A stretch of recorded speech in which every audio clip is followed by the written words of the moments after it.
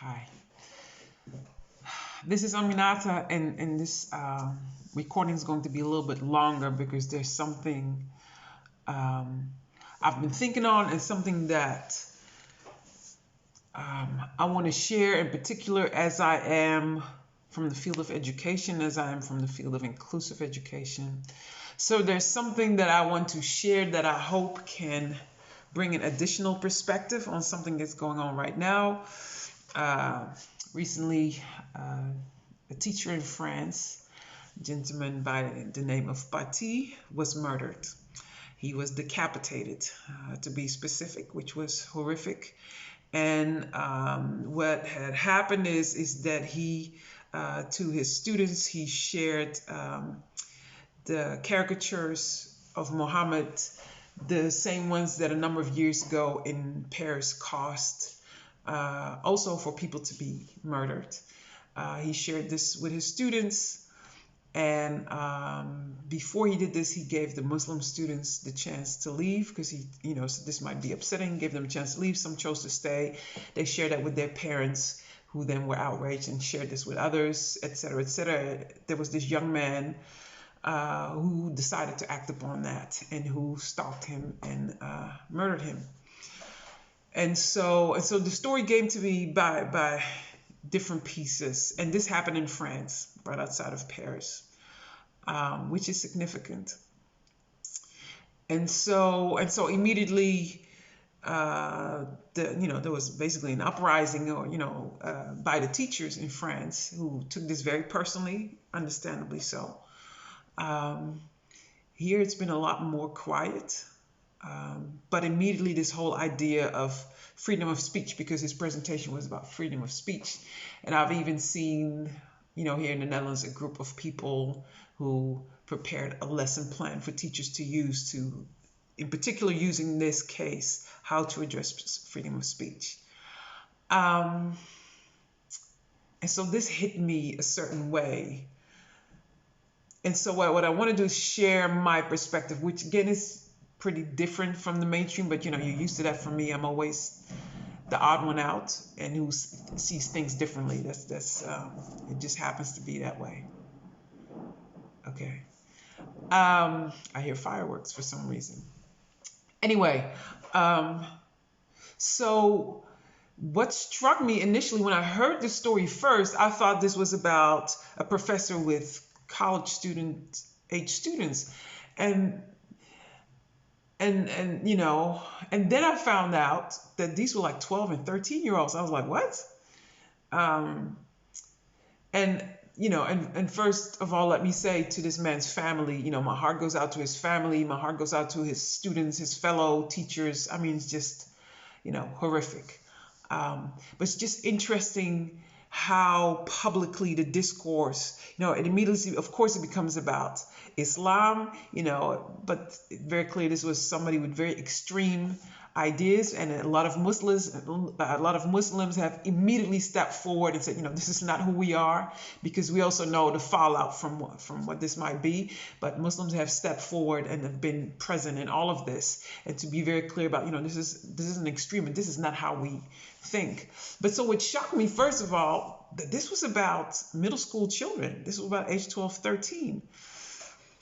And reason why, because a number of years ago, with Charlie Hebdo, when this caricature, somebody started shooting about this.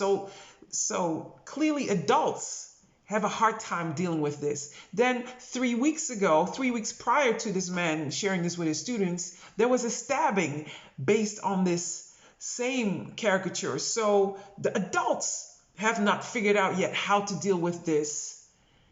And so now you're presenting it to children. So that was something I was like, wow. And then when the parents were upset, I mean, he apologized. So, but just to get the bigger picture. And so the fact that the reaction immediately has been about, free speech, and do teachers still have the right to free speech, and and our rights and things like that. And I get that. But that's not what this is about. At least to me, that's not what this is about. Or it's partially about that. There's something else here. What is at play, right? For instance, the man that killed the teacher was not a man. He was an 18-year-old boy. I was like, how come nobody's talking about that? He's 18, right? That's a baby. I'm sorry. That's a very young person. That's a teenager.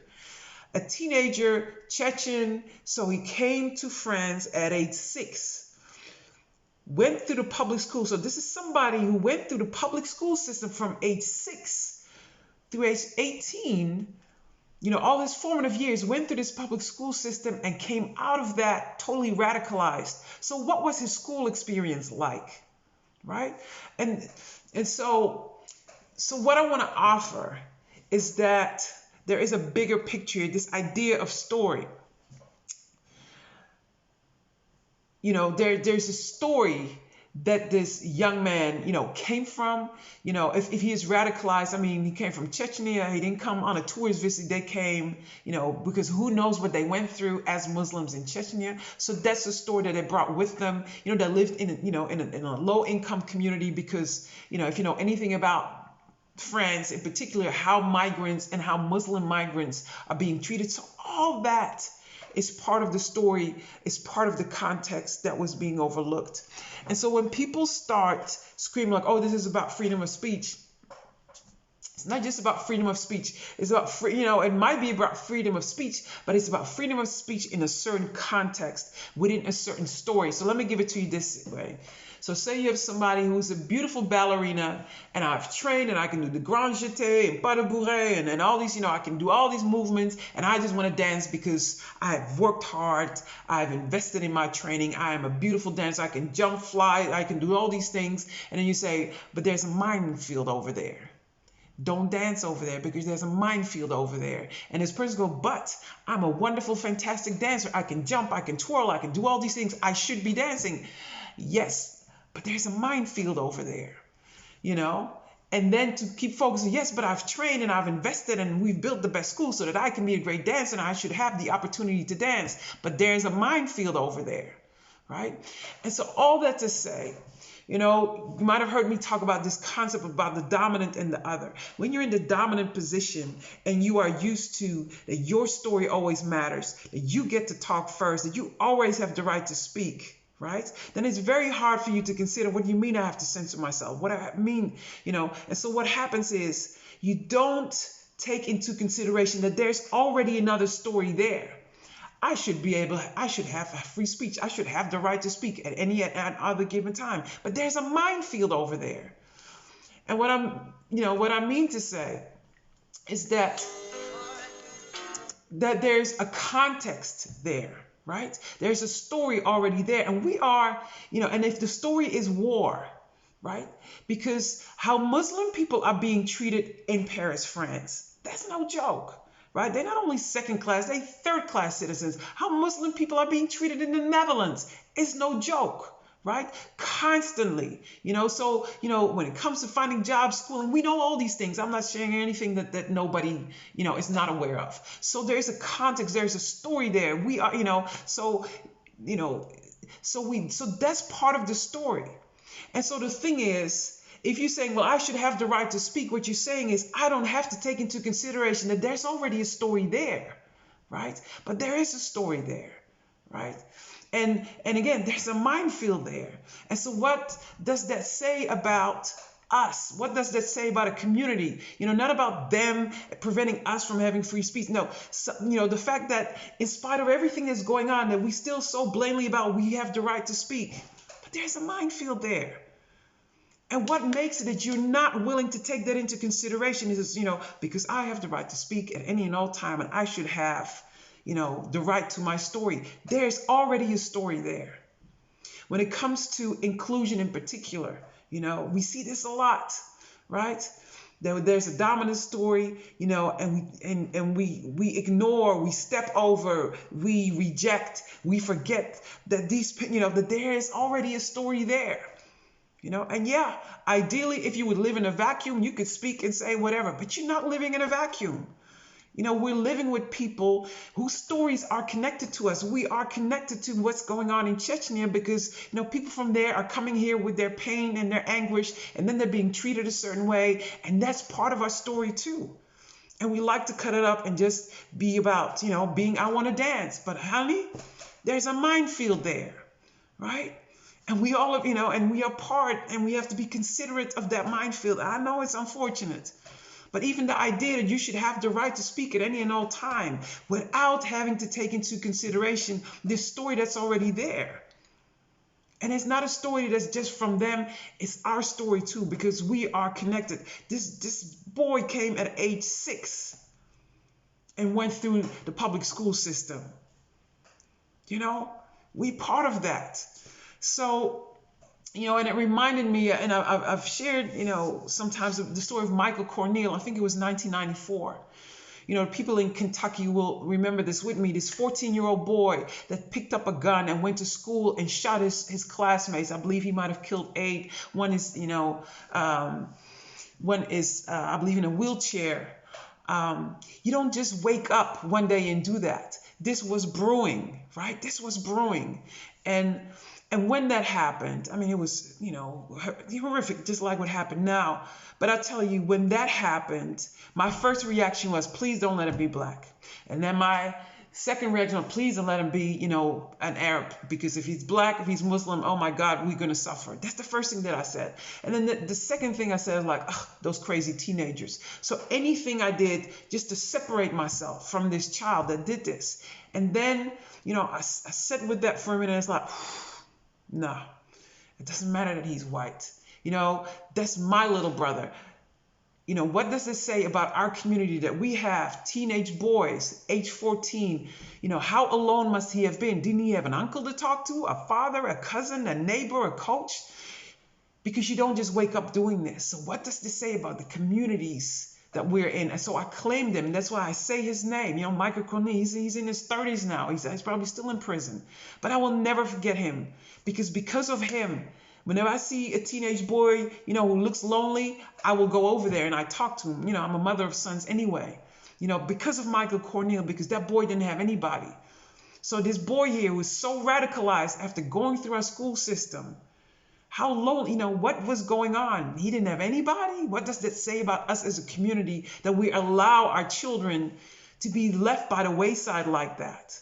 So we have some, so it's not just about us and our free speech. We have some ownership in this. How are Muslims being treated? I don't think this would have happened in Sweden, but especially Paris, yeah, I'm not surprised. Could it happen in the Netherlands? Probably. Not because the Netherlands is such a horrible place or anything like that, but as far as the climate that we have created about what we tolerate, even our government officials, how they talk about Muslims. Come on, people. We have some ownership in that. So, and so just when you hear these things reported in the news, they make it seem very simple, but our stories are complex. And just take away this, that our stories are connected. And when these things happen, what are we going to do as a community to prevent these things from happening again? And it's, again, horrible for this teacher. Another interesting thing is now they're talking about how great and how nice he was, of course. But even if he was a horrible teacher, even if he sucked as a teacher, even if his students hated him, he didn't deserve that. So to me, it's like, yeah, that's just to put salt in the wound or to make it more dramatic. One person, one member of our community did this to another member of our community. What does that say about us? And, what does that leave for us to do? So I'm saying this as a fellow human being. I'm saying this also as somebody in education, because the lesson plans that I see coming through, they immediately talk about our freedom of speech. That is not what this is about. So we have to help our teachers understand, these stories that are out there are the stories that are in our classroom. You cannot ignore these stories, And that's that thing. I should have the right. Based on what? Our stories are connected. So let's keep thinking. Let's keep being positive. And let's try to do better. Let's learn and think about how we can do better so that these things don't happen anymore. Take care.